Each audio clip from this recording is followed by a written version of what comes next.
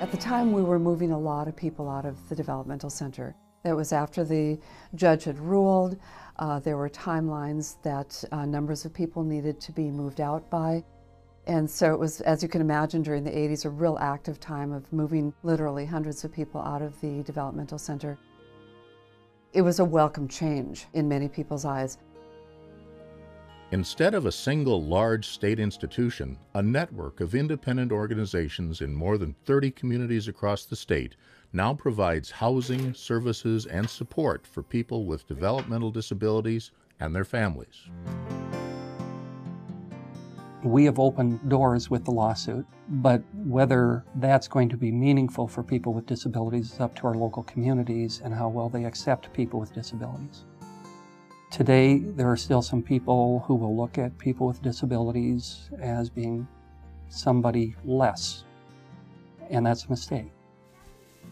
You don't get to know the person, you don't get to know what their abilities are, you're just going to write them off because they look different or they act different.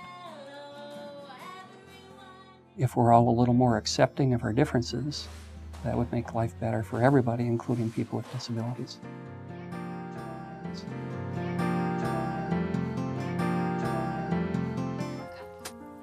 I think everybody enjoys have it here. We see them all the time. They're just part of our community, like anybody. The evolution of the system has been remarkable. The evolution in attitude has been no less remarkable.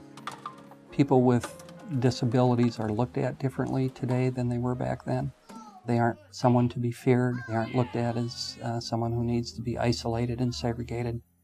If you walk through our local communities, you'll see folks with disabilities working. You'll see them out and about shopping. You'll see them paying taxes, holding down jobs.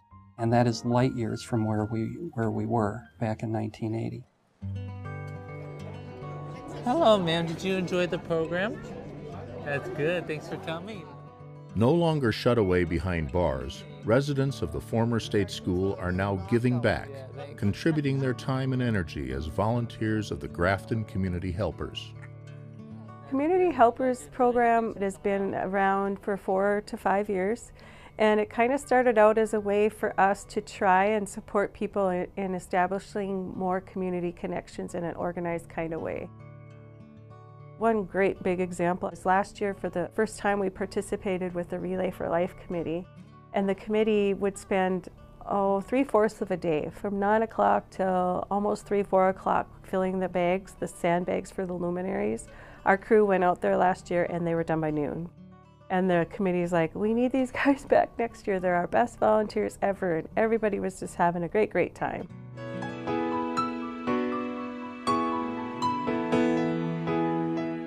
Colin came to live in Grafton after the death of his mother and took part in a program to gain the skills to support himself as an adult.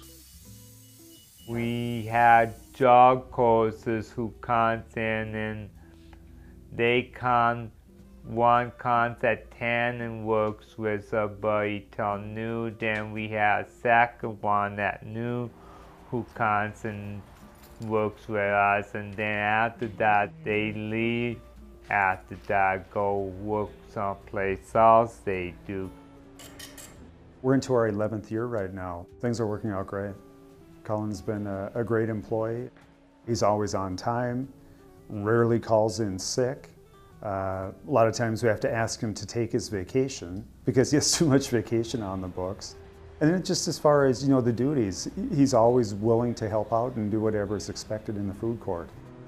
It's sort these out and then I bring these to those red ones and those red ones, that's where these go to.